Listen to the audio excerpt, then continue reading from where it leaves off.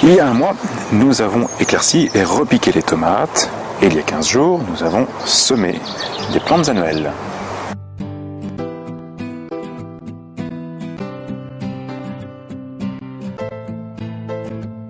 Il est encore trop tôt pour les transplanter dans le jardin.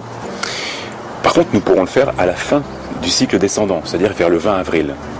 Elles ont atteint le bon développement pour être fortifiées avec des biostimulants.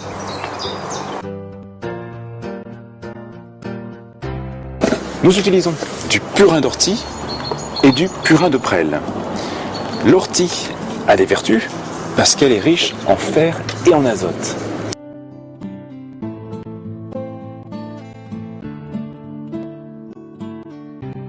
L'ortie stimule la croissance en favorisant le développement racinaire, augmente la circulation de la sève, fortifie les tissus des plantes et donc renforce le système immunitaire. L'ortie évite aussi, grâce au fer, les problèmes de chlorose. Il faut réaliser 3 passages entre la levée des plantes et les premières fleurs. Pulvérisons du purin de prêle, riche en silice.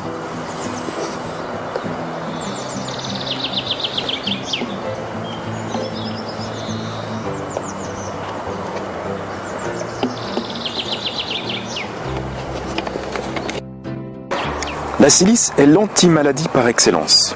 De plus, elle augmente la photosynthèse et renforce les cellules des plantes.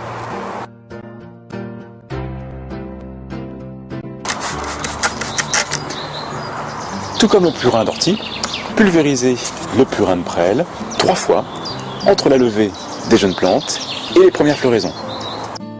Ces apports de biostimulants doivent être réalisés sur toutes les plantes, sauf si elles sont en fleurs, comme les arbres fruitiers.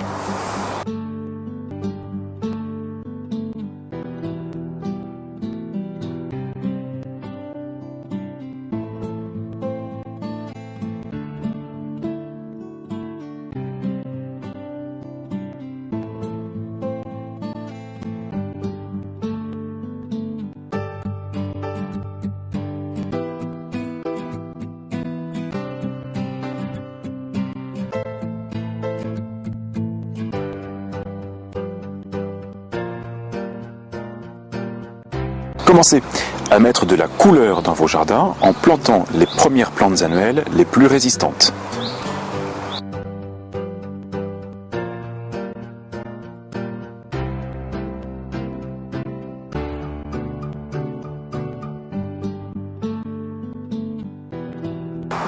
N'oubliez pas d'étaler de la fine d'ortie dans le trou. Cela aidera le système racinaire à se développer.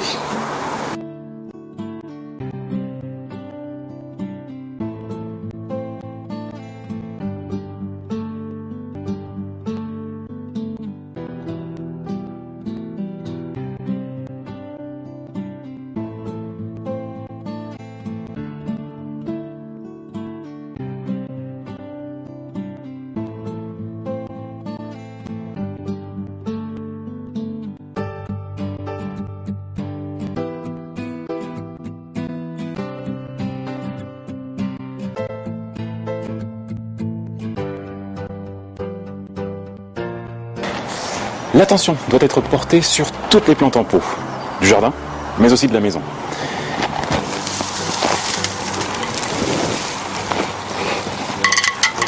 Vous devez rajouter une couche de compost sur le terreau. Si vos plantes sont en pot depuis plus de 2 ans, vous devez les déplanter pour contrôler le système racinaire.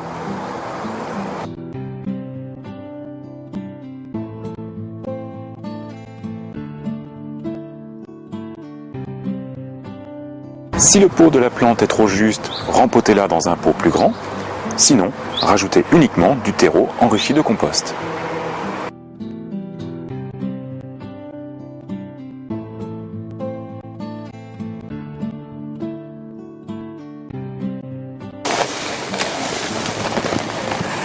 Si vous avez des orties dans votre jardin, coupez les tiges et les feuilles avant qu'elles ne montent en fleurs et étalez-les sur votre compost, mais aussi sur les plates-bandes de vos massifs.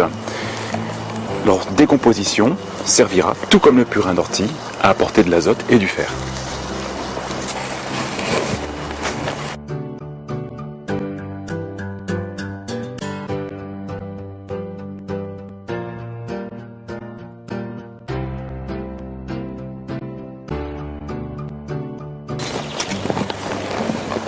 D'ici quelques jours, elles vont sécher. Vous n'aurez plus qu'à les s'enterrer dans le sol et elles continueront leur décomposition et apporter les éléments nutritifs nécessaires.